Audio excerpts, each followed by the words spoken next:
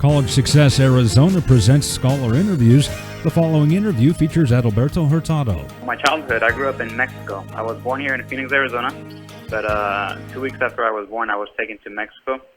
I was raised there up until third grade.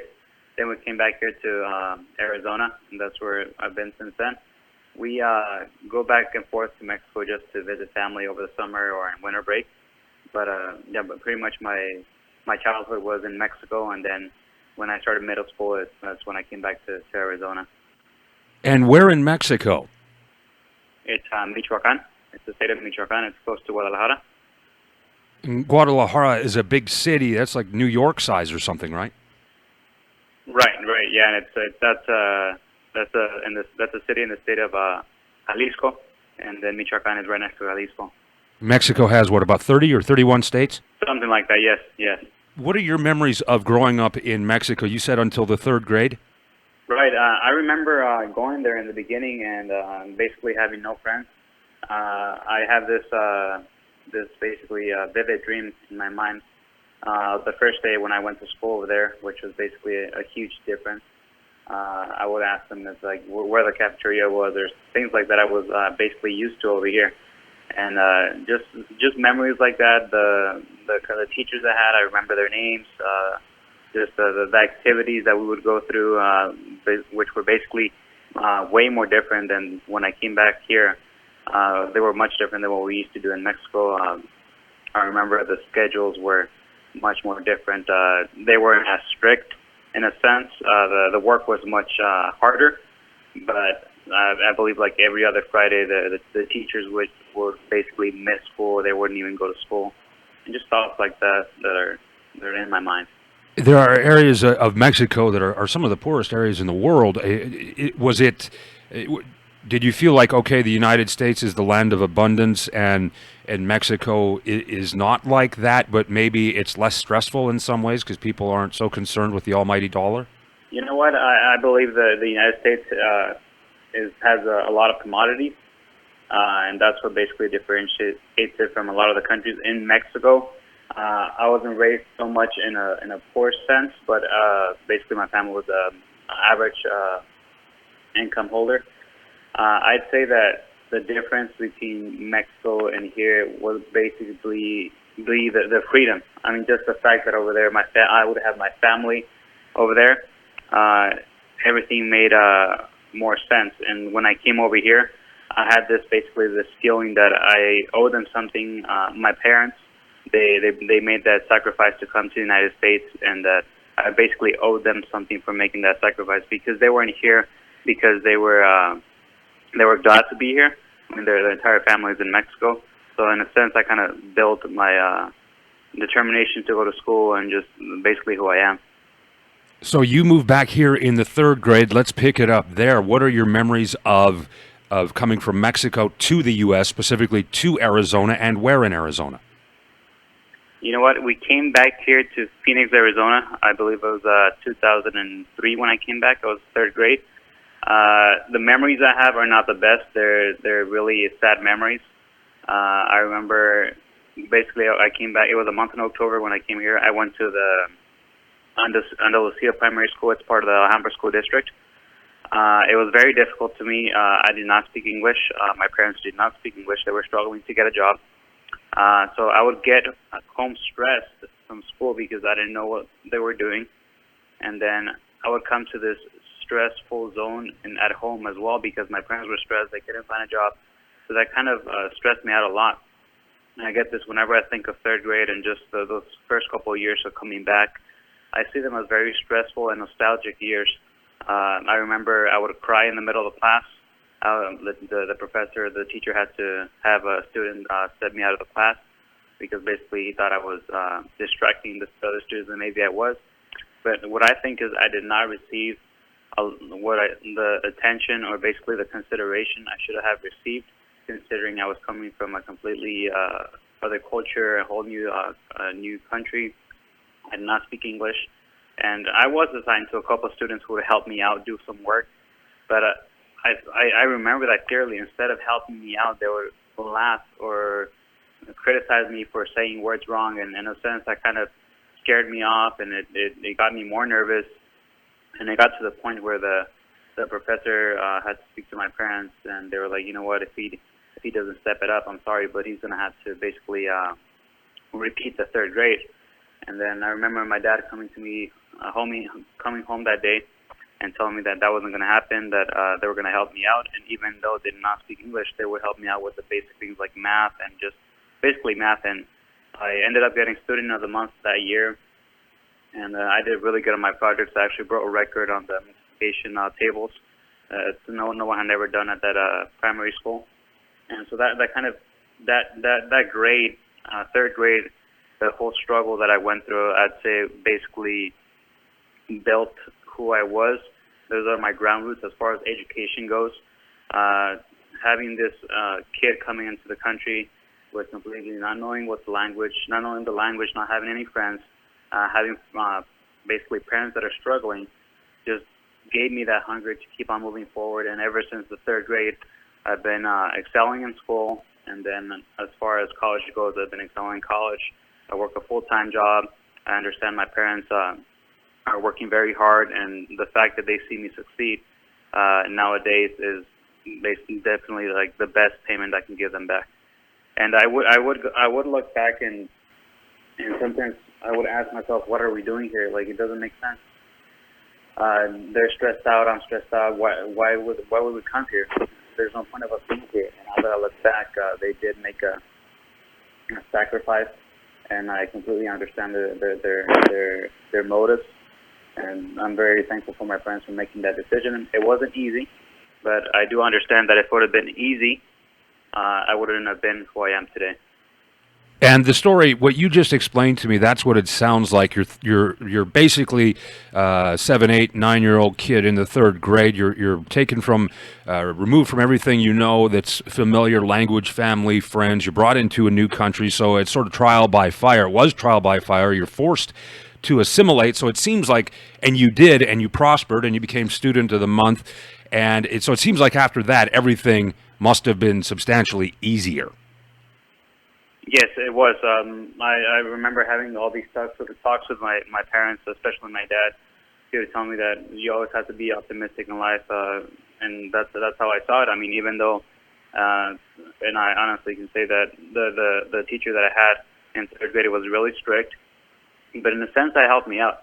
When in the beginning, I'd hate him so much he wouldn't help me out, but he was actually pushing me to my limits, and I really appreciate that. And I mean, just the whole struggle built who you are. My parents would tell me that even if like no one else believes in you, as long as you have that one person and your family to believe in you, then that's all you need. And in reality, that's all I needed so far, and it's brought me pretty far. And Adalberto, what are you doing now? You're attending college, you're attending university. Where and what course of study are you pursuing? I'm pursuing my bachelor's in global leadership at Arizona State University, the W.P. Carey School of Business, and I go to the West Campus.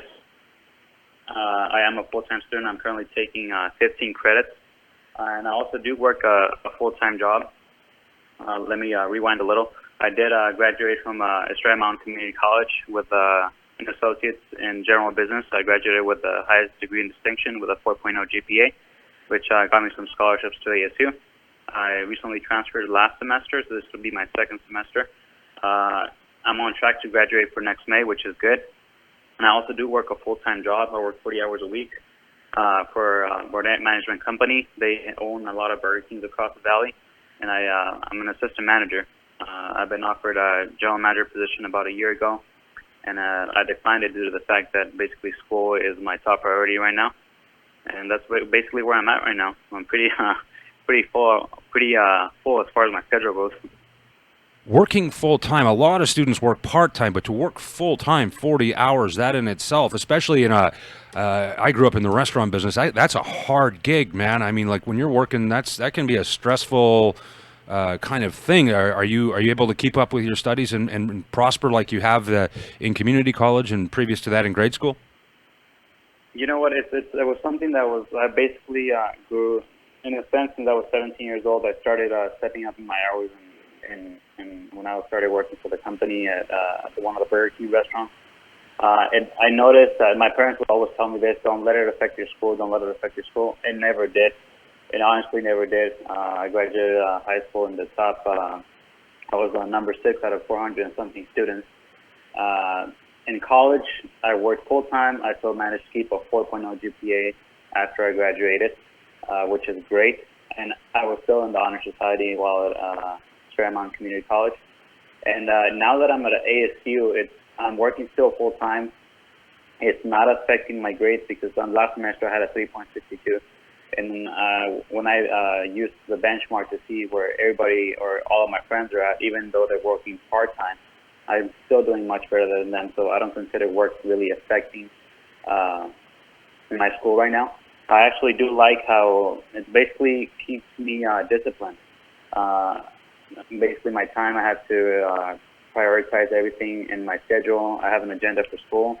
I basically have what I'm going to do this weekend. I have everything planned out. And I guess over the last couple of years, that has basically helped me out a lot in the sense that instead of derailing me from my goal, it's basically just, like I said, I like how disciplined it's kept me. And a lot of people ask me, how do you do it? How do you work full time?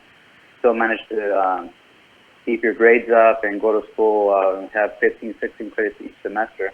And I mean, I try to ask myself that same question, and honestly, I don't know.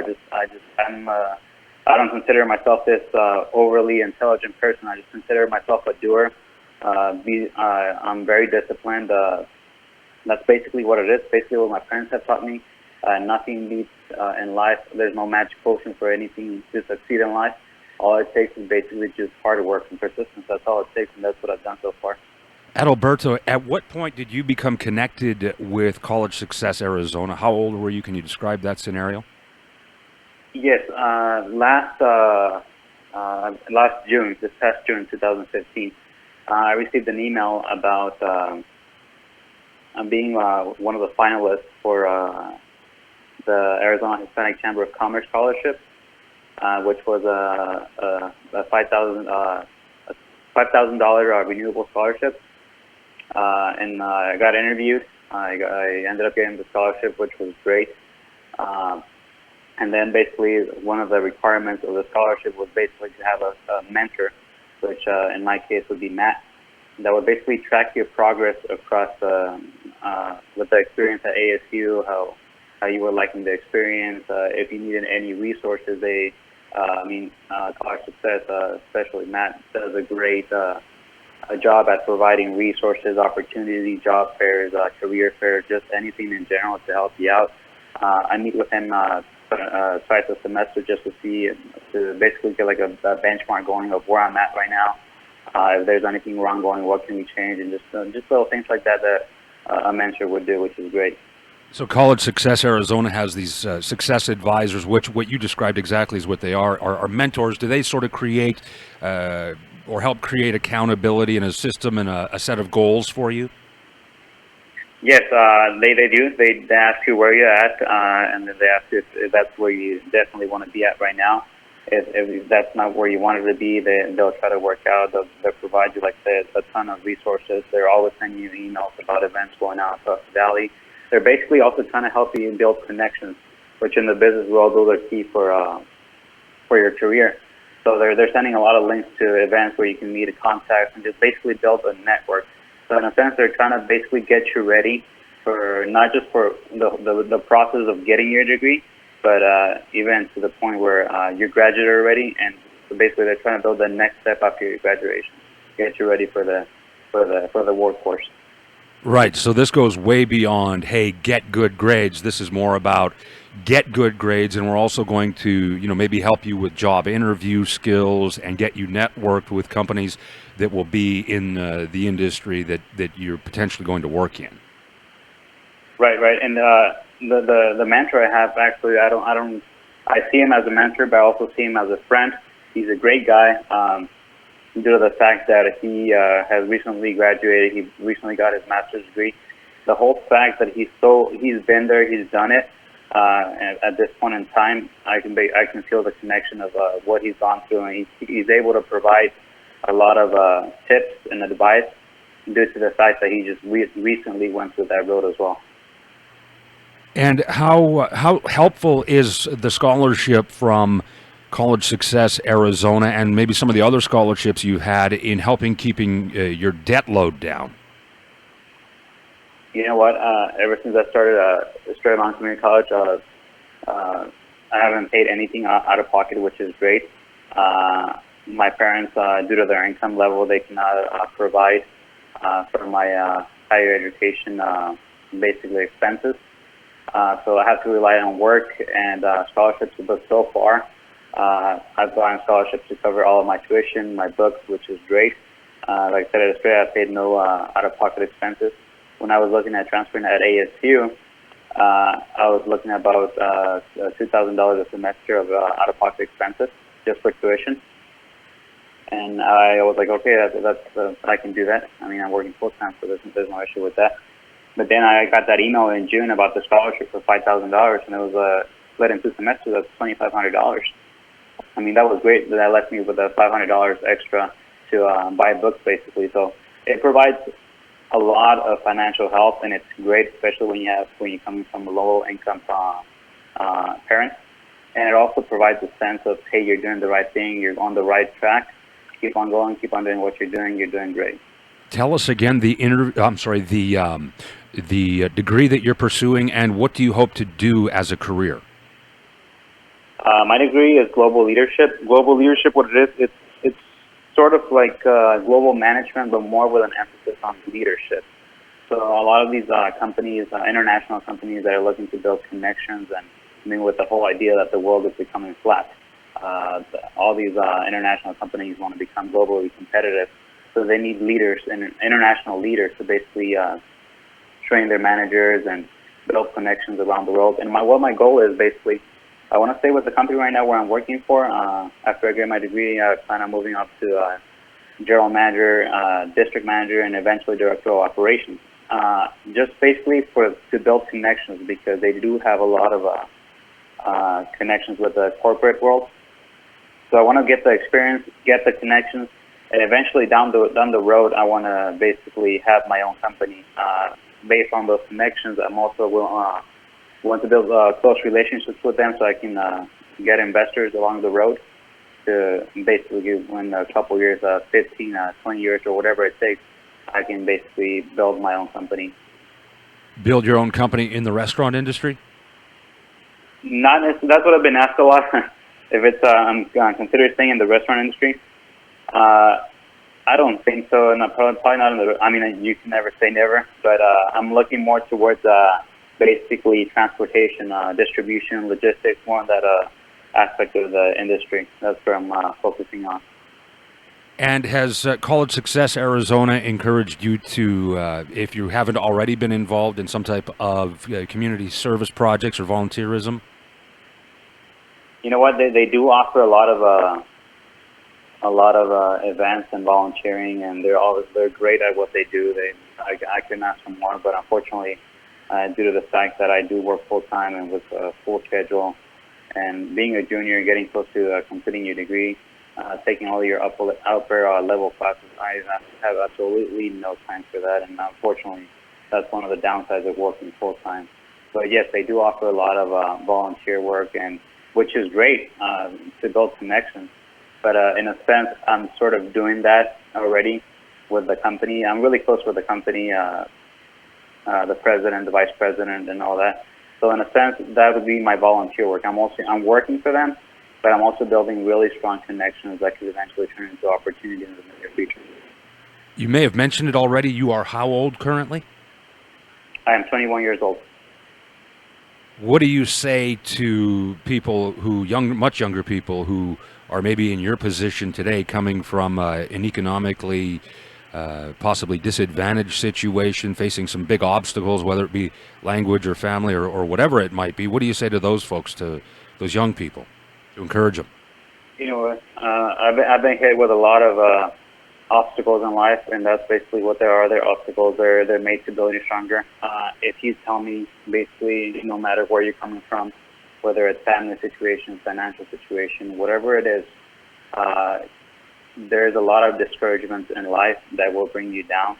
And but the biggest and only discouragement that people have under my point of view, is themselves.